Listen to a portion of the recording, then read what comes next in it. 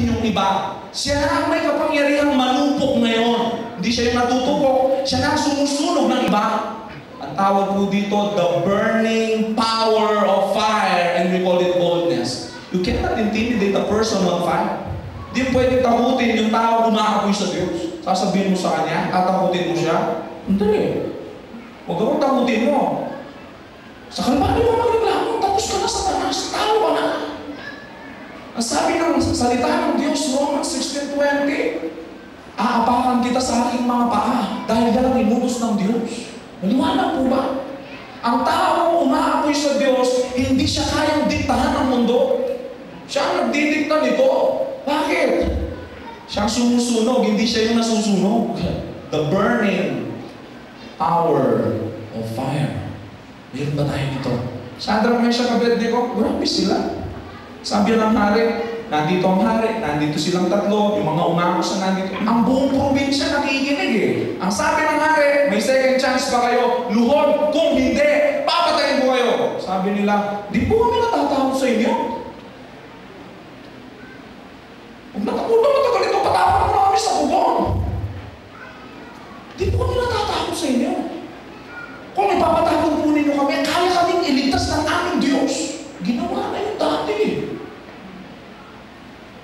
They are bold to speak. Hindi sila matapang sa pagsasalita. Matapang yung salita nila. Nadagukan sa dibdib si Nebuchadnezzar nung sabihin, di kami natatakot sa iyo. Dahil kaya kaming iligtas ng Diyos sa iyong mga kamay. Dito po ako namangha. Kung sakaling hindi kami ililigtas ng Diyos sa pugon, hindi pa rin kami susunod sa gusto mo. Sa sobrang galit ni Nebuchadnezzar, 7 beses pa initin ang pugon. Pinainit ang pugon 7 times. Yung pinakamalakas na sundalo, yun ang gumako sa kanila. Sa sobrang init, yung mga sundalo ang namatay. Di mo kaya i-intimidate ang tao umaapoy sa Diyos. Alisan mo ng kabuhayan niya, hindi matitigan. Umaapoy kasi.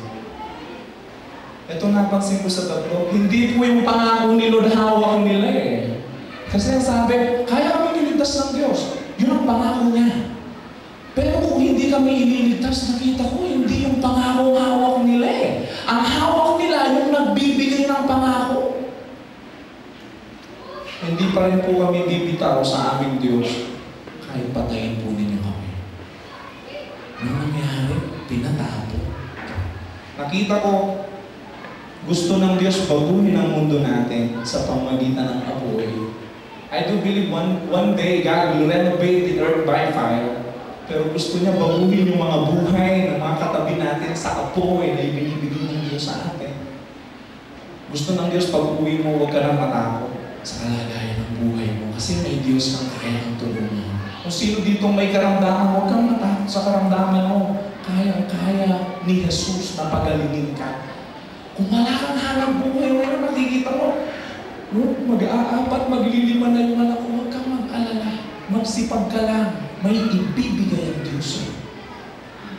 Huwag kailangan na diktahan ka. Be bold to cling to God in total surrender.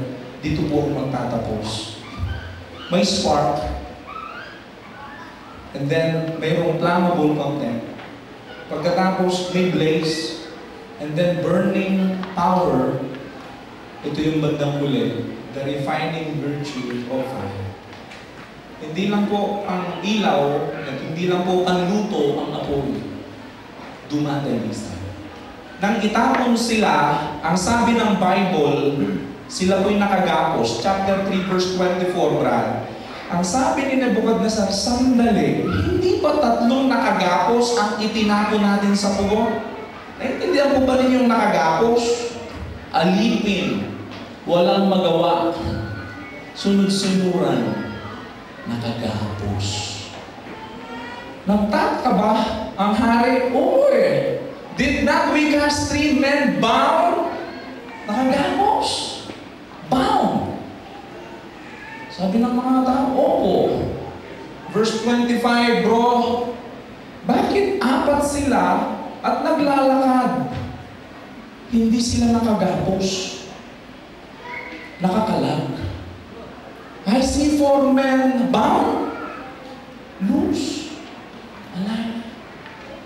ang unang gagawin ng apoy, palalayain ka sa takot.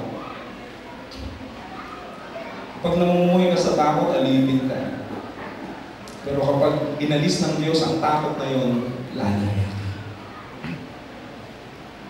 Yung damit nila hindi nasunog. Bakit yung tali nasunog? Kasi palalayain ka talaga ng Diyos. Walang takot. Malaya. Maraming mga mananampalatayang nakakarinig ng tinig ko ngayon, alam ninyo kung anong ibig sabihin ng malaya. Naramdaman ninyo yan. Ito ang ibig sabihin ng malaya. It is choosing the Lord's ground. Pipiliin mo kung ano yung lugar ng Diyos. Itong tatlong magkakaibigan na to, parang nakita mo nag-usap to eh. Sabi nung isa pare, ito yung utos. Kikita mo yung rebulto na yan. Yun daw yuyuko dyan, hindi pupunta sa bubong. Pero kapag yumuko ka dyan, alam mo na, ibig sabihin mo, kapag yumuko ka dyan, yan ang Diyos mo, pare. At kapag yumuko ka dyan, yan ang Panginoon mo. So, nakita mo lahat ng tao yumuko. Oo nga, pare, halos lahat yumuko.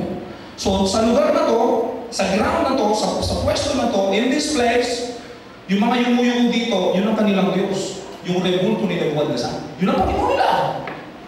Pare, hindi tayo dito. This is not our place. Pero pare, sabi ko isa lang yung lugar na hindi sakop ng rebulto na yan eh. Ano yun? Yung pugon. Hindi tayo dito. Sa pugon tayo. Yun ang lugar ng Diyos. Yung mga mananampalataya ng Diyos, yung lugar nila sa pugon. Kasi papatay yung hindi sasamba sa Diyos na to eh. Tayo na lang tayo. Pero yung lugar natin, pugon. Pinitay natin. Pugon! Ang tinapon sila. Sabi nila Nebuchadnezzar, sandali. Di ba tatlo yung tinapon natin? Bakit apat yun? Yung kasi yung lugar ng Diyos eh. Kanina pa naghihintay si Lord doon. Amen? Brad, itang pugon mo, nandun ka pamanay na Lord. Kanina pa? Ano yung tinapon? Grabe. Eh, nagkinong yung ginurat ng tali na, pinali daw sinulan. Di ba tatlo sila? Ba't apat sila ngayon? Eh, kanina pa nga naghihintay si Lord. Huwag sanang trabaho ang naghihintay sa'yo. Sana si Lord naghihintay sa'yo. Amen? Pag uwi po ninyo sa bahay, naghihintay sa'yo si Lord. Gusto ka ng tulungan, yung apoy manatili. Malaya. Pangalawa, hindi lang sila malaya, may ginawa ang Diyos sa kanila. Verse 25, nandito, and they have no hurt. Hindi sila masaktan ng apoy. Hindi sila napapasok. Ang ibig kong sabihin ng hindi nasasaktan, pinagaling. Sabi mo sa katabi mo, pinagaling. Kaya kapag nasasaktan ka, sugatan ka pa rin. At niya nga sabi masuring asawa mo, may nasagi kami ng damang ko, sugatan. Pero kahit pisilin ka, wala kang nararamdamang sakit kasi pinagaling. Maliwanag? Wala silang maramdamang sakit kasi pinagaling. Pakinggan po ninyo to. Kapag umapoy ka sa Diyos, lahat ng depektibo sa'yo aalisin ng Panginoon, pagagalingin ka niya. So, may freedom, may healing. Yung pangatlo, ang sabi ng verse 27, verse 27, the fire had no power. Wala na ngayong impluensya yung apoy sa kanila. Yung pugon, sumisimbolo po ito sa kasalatan natin sa buhay. Sino po dito walang pera? Paparating pala. Walang pera, maraming utang. Walang pera, maraming utang, maraming naniningil. Hindi na makatulog. Grabe buhay ko, ganito. Nakita ni Lord. Amen? Totoo? Walang pera, maraming utang, walang trabaho. Maraming problema. Tawag po doon, pugon. Pugon. May karamdaman. Pugon ang tawag doon. Yung pugon, kapag nakita pa lang, grabe, natatakot ka na. Eh, takot ka pa kaya? Dumadaan sa pugon. Maraming pugon. Kaguluhan, magulong pamilya, pugon. Masamang pamumuhay, pugon. Pero bakit nang itapon si Shadrach, Meshach, Abednego? Hindi